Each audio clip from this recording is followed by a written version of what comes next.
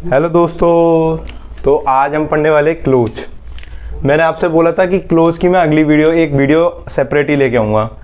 तो अब मैं जो क्लोज की वीडियो लेके आया हूँ इसमें आपको मैं छोटा छोटा समझाऊंगा पहले, क्योंकि क्लोज जो समझाऊंगा इसमें बहुत सारे कंसेप्ट क्लियर हो जाएंगे आपके। पर इसको एक बात ध्यान रखना, इसमें टेंस की भी जरूरत पड़ती है अपन को, तो टेंस के भी कुछ रूल्स मैं आपको बीच बीच में बताता रहूँगा। तो आप एक बार क्लोज का छोटा सा रूप देख लीजिए, फिर मैं और आगे बताता हूँ मैं आपको क्लोज क्या होता है, क्लोज के कितने टाइप्स होते हैं, और क्लोज में जैसे कुछ ऐसे वर्ब या क्या है क्या नहीं उनके बारे में आ जाता है। मतलब एक छोटा सा टॉपिक है, बट यही टॉपिक अपन के बहुत सारे बेसिक कंसेप्ट बीच में पढ़ेंगे। तो आप ये मत कहना कि बेसिक कंसेप्ट इसमें ये कैसे हुआ ये कैसे हुआ, तो इसमें अपन थोड़ा एग्जाम्पल समझेंगे, उसमें समझ जाएंगे, क्योंकि इसमें प्रोनाउन का भी थोड़ा बहुत उपयोग हो जाता है, इसमें नाउन का भी उपयोग होगा, और इसमें टेंस का तो होएगा ही होएगा। तो अपन सबसे पहले आते हैं बात पर आते हैं कि क्लोज क्या होता है। तो देखिए क्लोज क्या होता है। क्लोज वो होता है यदि आपको वाक्य के अंदर वर्ब मतलब क्रिया दिख रही है, और वर्ब भी कौन सी, फाइनेट वर्ब। अब एक बात ध्यान रखना, फाइनेट वर्ब कौन सी होती है, जो नंबर पर्सन, मतलब आप एक बात सोचो, नंबर क्या होता है, नंबर वो होता है जैसे सिंगुलर प्लूरल। अब ये अगर इनको बदलने से अगर वो बदल जाता है, अपना टेंस बदल जाता है, तो ये फाइनेट वर्ब है। अगर इनको बदलने से अगर अपना टेंस नहीं बदलता तो वो नॉन फाइनेट वर्ब है। नंबर बदल दिया, जैसे नंबर बदल दिया अपना सिंगुलर में, जैसे आज अपन सिंगुलर नंबर कौन कौन से हो गए, आई बी, ये वाले ये अपने क्या हो गए, सिंगुलर हो गए, इस तरीके से, ठीक है। प्लूरल हो गए, जिस तरीके से प्लूरल हो जाते हैं अपन, जो दो की बात हो जाती है तो प्लूरल हो जाते हैं, उसी प्रकार से आप person first person second person third person इस तरीके से बदल देते हैं अपन। तो सिंगुलर एक के लिए बोला जाता है, प्लूरल दो के लिए बोला जाता है, ये हमेशा ध्यान रखना। अगर इनको बदलने से अपना टेंस बदल रहा है तो अपना क्या हो जाएगा, वो क्लोज हो जाएगा। कौन सा वाला क्लोज, प्रिंसिपल जो अपन मैं बता रहा हूँ फाइनेट वर्ब हो जाएगी, सॉरी, तो फाइनेट वर्ब हो जाएगी अपनी। फाइनेट और नॉन फाइनेट में बता दिया, जहां अपन को बदलाव दिखे, एक बात ध्यान रखें, जहां बदलाव दिखा टेंस में, क्यों कैसे बदलाव दिखा, सब्जेक्ट, अगर सब्जेक्ट के वाक्य के अंदर सब्जेक्ट के अगर नंबर पर्सन को बदल दिया जाए, तो अगर उसको मैं बदल दिए चेंजेस कर दिया जाए, अगर टेंस के अनुसार बदल जाता है वो, तो वो फाइनेट है, और नहीं तो फिर नॉन फाइनेट है। इसके बारे में मैं आपको एक सेपरेट बिल्कुल एकदम डिटेल्ड के साथ साथ एक शॉर्ट फॉर्म भी दे दूंगा। नोट्स तो मिलना है आपको, ठीक है। बट आप एक बात समझे कि क्लोज क्या होता है, क्लोज उपवाक्य होता है। अब क्लोज का मैं छोटा सा समझा देता हूं। क्लोज में अगर आपको वर्ब दिख गई, क्लोज में अगर आपको सब्जेक्ट कर्ता और वर्ब दिख गई, आई पेंट द बॉल, सब्जेक्ट है और वर्ब है। जब सब्जेक्ट और वर्ब है तो ये क्लोज तो बनना है, कितना ही कर लो। ये अपन को क्या हो गया, सब्जेक्ट, और ये अपना हो गया पेंट वर्ब। देखो वर्ब आप ऐसा करना, मैं नोट्स में दे दूंगा, एक बार टेलीग्राम ज्वाइन कर लेना आप, उसमें आप याद कर लेना, वर्ब बहुत सारी है, एक बार देख लेना। पेंट की ये मतलब ये नॉर्मल वर्ब्स, ईट एट ईटन गो वेंट गोन, जो मतलब सब्जेक्ट और जहाँ कर्ता और वर्ब मिल जाए, है ना, तो उसमें आपको क्लोज मिलेगा ही क्लोज। अगर वो वर्ब नहीं मिलती उसमें तो वो फ्रेज होगा, वाक्यांश होगा।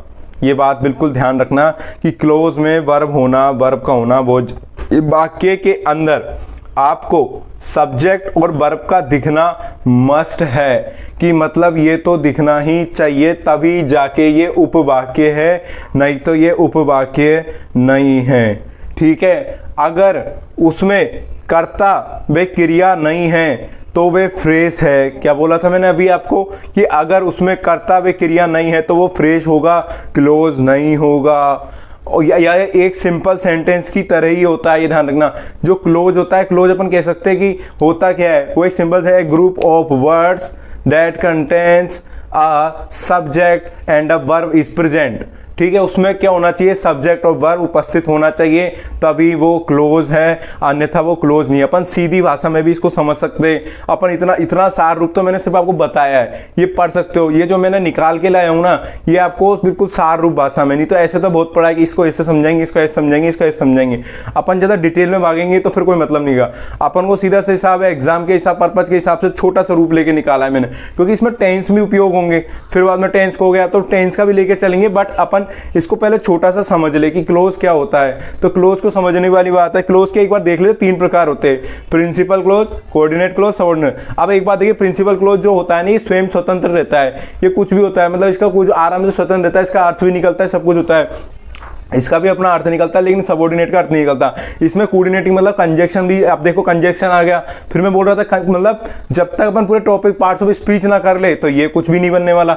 मेन सारा जो इंग्लिश का जो लोग बाग जो बिगनर्स होते हैं, कहते हैं मेरे को इंग्लिश नहीं आती, मेरे को ऐसे नहीं आती, मेरे को, भाई उसमें क्या होता है कि लोग बाग क्या करते हैं, इंग्लिश तो समझाने की कोशिश तो सभी करते हैं, लेकिन इंग्लिश में क्या होता है, वो पार्ट्स ऑफ स्पीच क्या है उसके माथे पे डाल दिया जाता है एकदम से, उसके रूल्स उसको समझ नहीं आते। अब उनका रिवीजन कैसे करे, वो बंदा रिवीजन कैसे करेगा? सबसे मेन सेकंड बात तो आ गई, रिवीजन कर ही नहीं पाता है। अब अपन कोई भी चीज़ हो भाई धीरे धीरे समझना बहुत बड़ी बात है। अगर अपन उसको एक अपनी भाषा में ही समझ ले तो फिर अपन समझ सकते हैं, लेकिन अगर अपनी भाषा में नहीं हो, जैसे अपन हिंदी है, हिंदी को भी ऐसे थोड़ी समझे, इतना टाइम लग गया। अपनी भाषा में समझना है अपन को इंग्लिश को, तभी जाके अपन इंग्लिश को समझ पाएंगे, अन्यथा इंग्लिश से दूर भागेंगे ही। यही सबसे बड़ा क्राइटेरिया है इंग्लिश का। इंग्लिश को अपनी भाषा में समझो कि जैसे कि क्लोज है, जो क्लोज क्या होता है, उपवाक्य। ये ध्यान रखना, क्लोज क्या होता है, उपवाक्य, जिसके अंदर कर्ता और क्रिया होनी चाहिए। मतलब कर्ता कौन हो गया, जो कार्य करता है, ठीक है। वो कार्य करने वालों क्या कहते हैं, प्रेडिकेट कहते हैं। तो कर्ता, अब आप एक बात ध्यान रखना, क्लोज के अंदर कर्ता जो कार्य कर रहा है वो तो मिलना ही चाहिए, और साथ में क्रिया। और क्रिया कौन सी, फाइनाइट वर्ब वाली,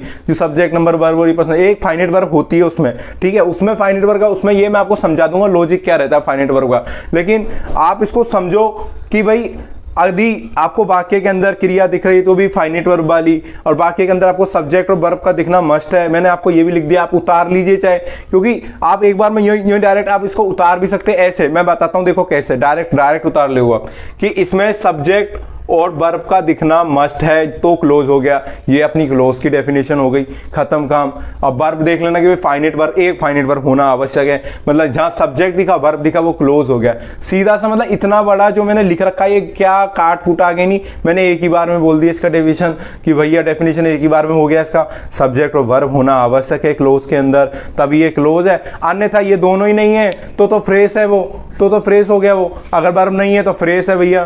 तो ये समझ लो आप, ये एक सिंपल सेंटेंस की तरह ही होता है, क्लोज होता ही एक सिंपल सेंटेंस की तरह जिसमें सब्जेक्ट और वर्ब। अब एक बात बताओ, आप जहाँ पे सब्जेक्ट और वर्ब भी होगी तो वो सिंपल सेंटेंस होगा नहीं होगा। तो सीधा से हिसाब है, क्लोज का क्यों लफंड लेना है इतना, अपन क्यों लफंड लेके चले कि भैया हम इतना सारे रूल्स याद करें। नहीं यार, ये भी बताओ हमको, ये कंडीशन बताओ। अरे सीधा सा शॉर्ट फॉर्म निकाल लेते ना अपन, इसकी अपनी भाषा में बात कर लेते अपन, जिससे अपन अगले को भी यूँ कह सके, समझा सके।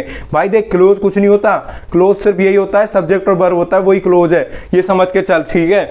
ये एक सिंपल सेंटेंस। क्लोज के 3 प्रकार, प्रिंसिपल क्लोज, ये स्वयं स्वतंत्र रहता है। कोऑर्डिनेटिंग, इससे ही समझ के आ जाएगा। कंजक्शन, यहाँ पे कंजक्शन ज्वाइनिंग होती है, कंजक्शन एंड, ये सब जो मिलेंगे आपको कंजक्शन होंगे, एंड, बट, और ये फैन वॉच के हिसाब से याद कर लेना। सबऑर्डिनेट में, ये सबऑर्डिनेट बिल्कुल स्वतंत्र नहीं होता, और इसमें मतलब रिलेटिव प्रोनाउन ये लगते हैं। इनके बारे में मैं अभी डिटेल भी समझाऊंगा मैं आपको, जब तक आप इसको देखो, स्क्रीनशॉट लो। और ये मेरे एग्जाम्पल समझाई दिए, मैंने आपको एक और समझा देता हूँ। दे के आ गया अपना सब्जेक्ट, ये देखिए थर्ड पर्सन भी आ रहा है इसमें, ये देखिए ईट, ब्रेकफास्ट, क्या है, वर्ब भी आ गई।